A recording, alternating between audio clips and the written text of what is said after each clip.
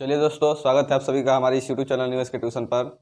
आज के इस वीडियो में हम लोग क्लास 12 के हिंदी में चैप्टर 2 को पढ़ने वाले हैं। हम लोग का गद्य सेक्शन चल रहा था और चैप्टर 2 में हमारा है चैप्टर जो है चंद्रधर शर्मा गुलेरी के द्वारा लिखा गया है और कहानी का नाम क्या है, उसने कहा था। ठीक है, हमारा चैप्टर जो 2 है उसने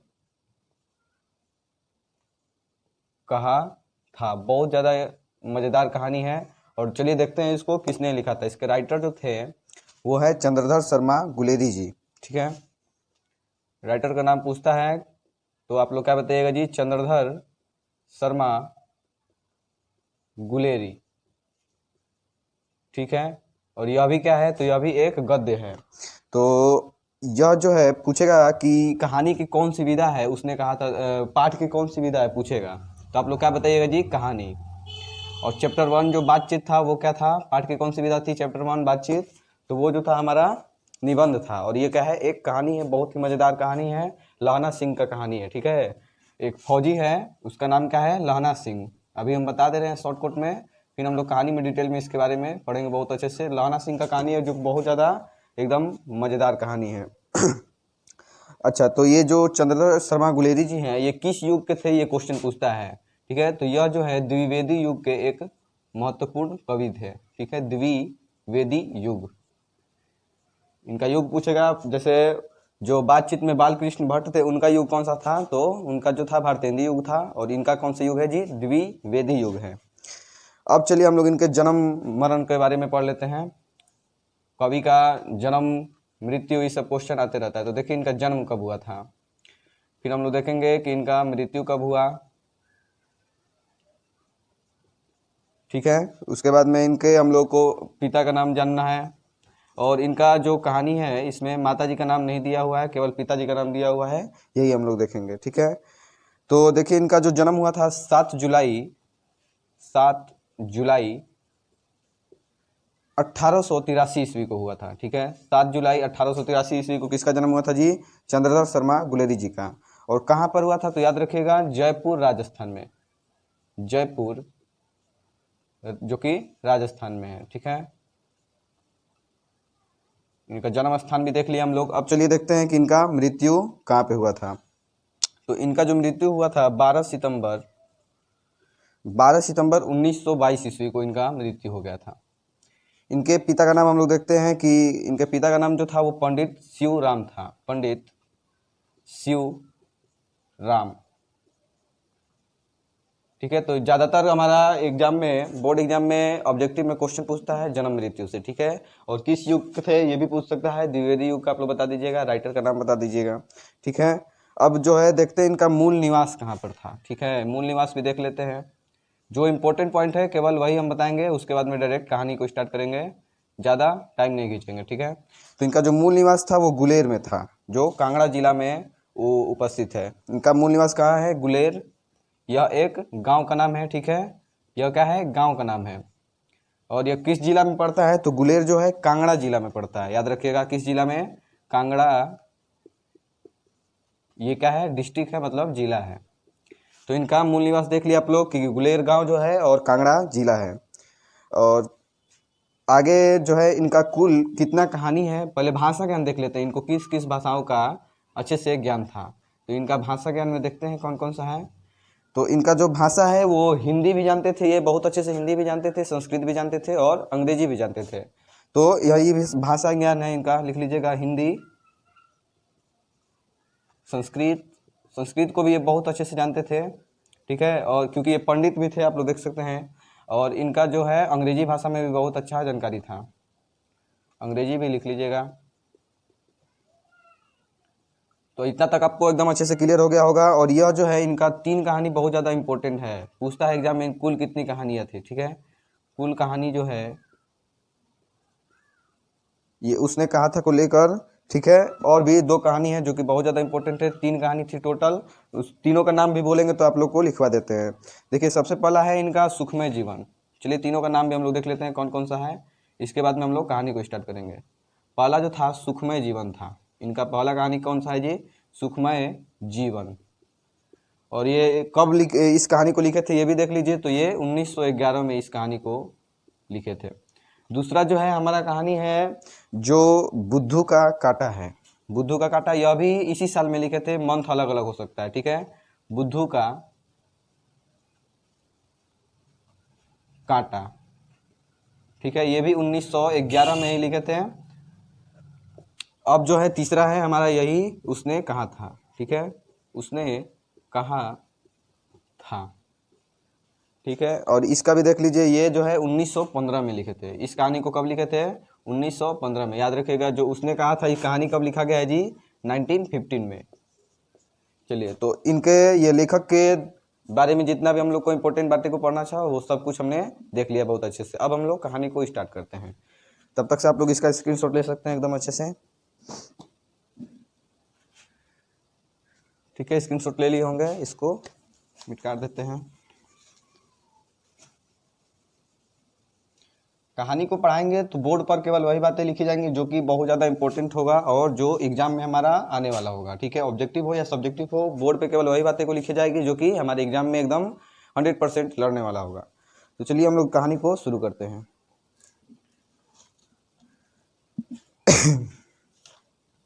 हाँ जी, तो कहानी है, बड़े बड़े शहरों के इक्के गाड़ी वालों की जबान के कोड़ों से जिनकी पीठ छिल गई है और कान पक गए हैं, उनसे हमारी प्रार्थना है कि अमृतसर के बम्बू काट वालों की बोली का मरहम लगावे, ठीक है। जो बड़े बड़े शहर हैं, अगर वहाँ के इक्के गाड़ी वाले, इक्का मतलब समझ रहे हैं, वो जो घोड़ा गाड़ी चलाता है ना, घोड़ा लेकर चलता है टांगा, उसी को इक्का भी कहते हैं।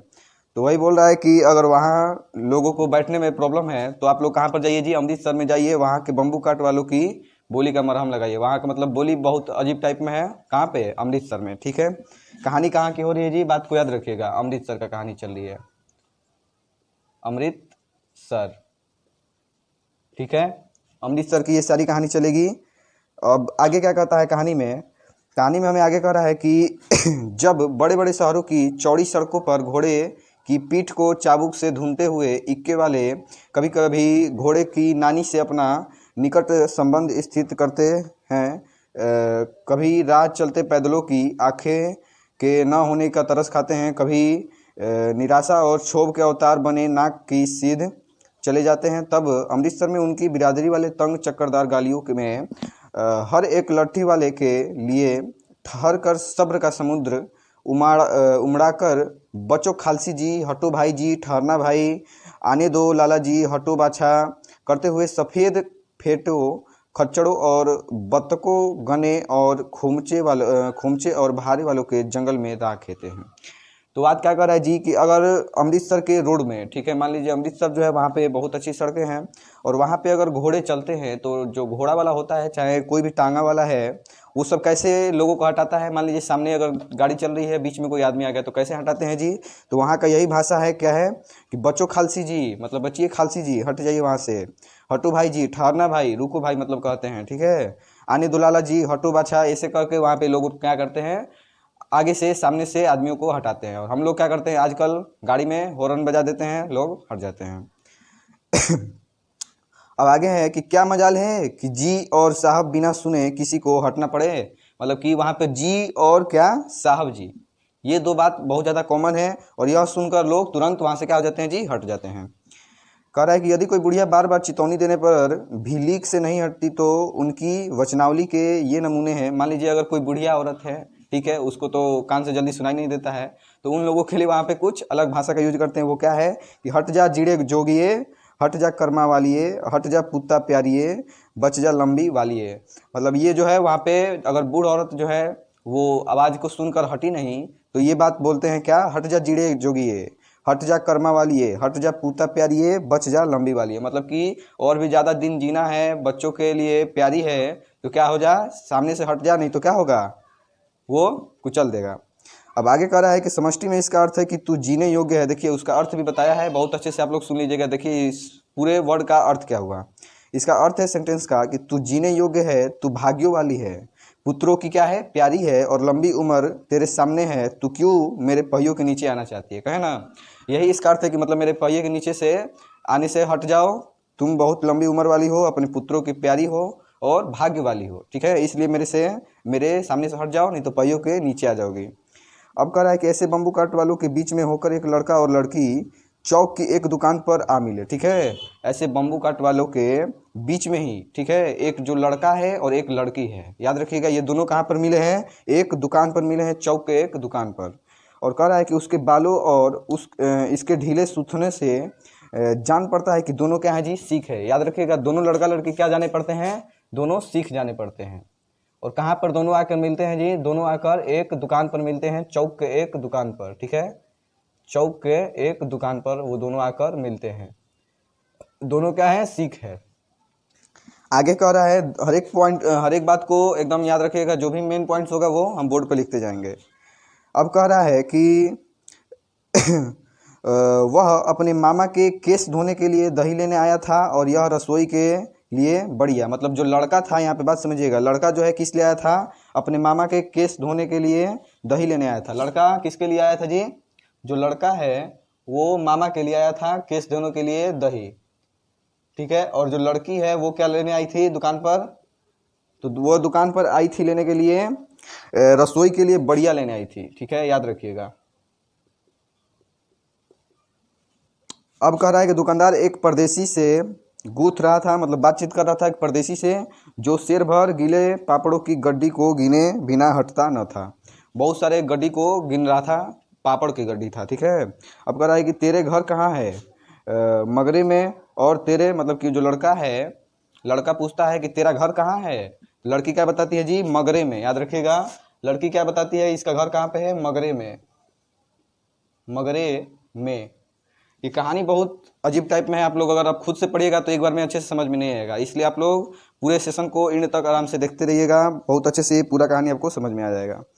तो और तेरे, लड़की पूछती है तेरे, तो लड़का क्या बोलता है जी? मांझे में। लड़का का घर कहाँ पे है? मांझे में। अमृतसर का ही कोई जगह है। ठीक है, मगरा है एक, मांझा है। आगे कह रहा है कि यहाँ कहाँ रहती है? लड़का बोलता है कि तू यहाँ कहाँ पे रहती है? अत्तर सिंह की बैठक में, वे मेरे मामा होते हैं। मतलब कि इसके मामा कौन है जी? अत्तर सिंह की बैठक में। याद रखिएगा, लड़की जो है अत्तर सिंह की बैठक में बैठी रहती है, जो इसके क्या है जी? मामा है।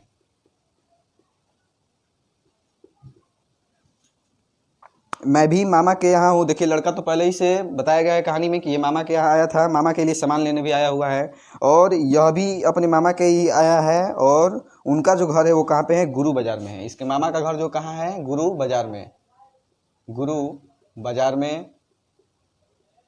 ठीक है, अब कहता है कि इतने में दुकानदार निपटा और इनके सौदे देने लगा। मतलब वो पहले जो पापड़ की गड्डी वाले से निपट रहा था, उससे बात हो गई, उसका सामान वगैरह दे दिया, अब जो है इन लोगों के पास आता है, इनका सौदे देने लगा।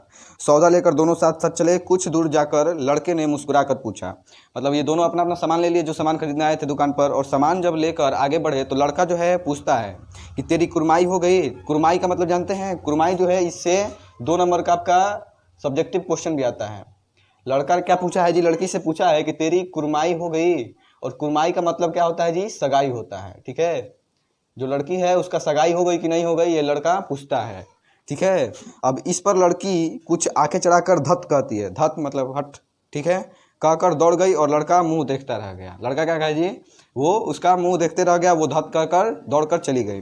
दूसरे तीसरे दिन सब्जी वाले के यहाँ, दूध वाले के यहाँ अकस्मात दोनों मिल जाते थे। मतलब कि उसी अमृतसर में दोनों अपने मामा के यहाँ आए थे, और कभी कभी सब्जी वाले के यहाँ, कभी दुकान वाले के यहाँ, कभी दूध वाले के यहाँ, कभी ना कभी कहीं कहीं पे वो दोनों अपने आपस में मिल जाते थे। ठीक है, तो महीना भर यही हाल रहा। महीना भर मतलब ऐसे ही कभी किसी दुकान पे कभी किसी दुकान पर जाकर दोनों मिल जाते थे। 2-3 बार लड़के ने फिर पूछा कि तेरी कुरमाई हो गई। उसके मन में यही क्वेश्चन था, लड़का के मन में, कि क्या उसकी सगाई हो गई है कि नहीं हुई है, और बार बार उससे यही क्वेश्चन पूछते रहता था जब भेटाता था उससे। तो और उत्तर में वही धत मिला। लड़की भी है, जब उत्तर देती थी क्या करती थी? धत धत कर कर वो वहाँ से चली जाती थी। एक दिन जब लड़का फिर से वैसे ही हंसी में चिढ़ाने के लिए पूछा, तब लड़की लड़के की संभावना के विरुद्ध बोली, हाँ हो गई। मतलब लड़का पूछा तो बार बार एक एक क्वेश्चन पूछने से वो गुस्सा हो गई। ठीक है, उसके विरुद्ध क्या बोल दी? हाँ हो गई। लड़की क्या बोली है जी? हाँ सगाई हो गई। तो वो लड़का फिर से पूछता है कि कब, मतलब कब हुआ? तो लड़की भी बोल देती है उसी पर कि कल हुआ, देखते नहीं यह रेशम का कड़ा हुआ सालू। यह भी आपका एग्जाम में क्वेश्चन पूछता है, रेशम का कड़ा हुआ सालू, यह किस पाठ का लाइन है या सेंटेंस है? तो आप लोग क्या बताइएगा? उसने कहा था। तो ये लड़की बोलती है कि देखते नहीं ये रेशम का कड़ा हुआ सालू, मतलब वो रेशम का कड़ा हुआ एक साल पहनी हुई थी, ठीक है, और उसको दिखाकर बोलती है देखते नहीं हो, मतलब कि मेरी सगाई हो गई है बोलती है, और लड़की वहाँ से भाग गई। लड़के ने घर की राह ली। रास्ते में एक लड़के को मोरी में ढकेल दिया, एक छाबड़ी वाले की दिन भर की कमाई खोई, एक कुत्ते को पत्थर मारा और एक गोभी वाले के ठेले में दूध उड़ेल दिया। सामने नहाकर आती हुई किसी वैष्णवी से टकराकर अंधे की उपाधि पाई, तब कहीं घर पहुंचा। मतलब वो लड़का है जब सुन लिया कि हाँ हो गई सगाई, तो बहुत उसको गुस्सा आया और घर पर जैसे तैसे गया है। क्या किया है जी, तो एक लड़का था उसको ढेला मार दिया है, ढेला वोला उठाते रहता है और उसको क्या किया जी, मार दिया। छाबड़ी वाले का जो है दिन भर का छाबड़ी तोड़ दिया, और कुत्ता को मार दिया पत्थर से, गोभी वाले का ठेला उड़ेल दिया, दूध उस पर गिरा दिया, और एक औरत जो है आ रही थी नहा कर तो उसको ढकेल दिया होगा, तो वो उसको कभी अंधा हो देखते नहीं हो ऐसे, उसको अंधा की भी उपाधि मिल गया। इस प्रकार से इतना प्रॉब्लम के साथ में वो धीरे धीरे घर पे पहुंचा। ये पार्ट 1 था हम लोग का। ये जो था कौन सा पार्ट था, पार्ट 1 में हम लोग इतना दूर तक पढ़ लिए। अब हम लोग को चलता है पार्ट 2, ठीक है। अब पार्ट 2 में हम लोग देखते हैं कि क्या होता है कहानी का पार्ट 2, ये अलग बात अब बताया जाएगा।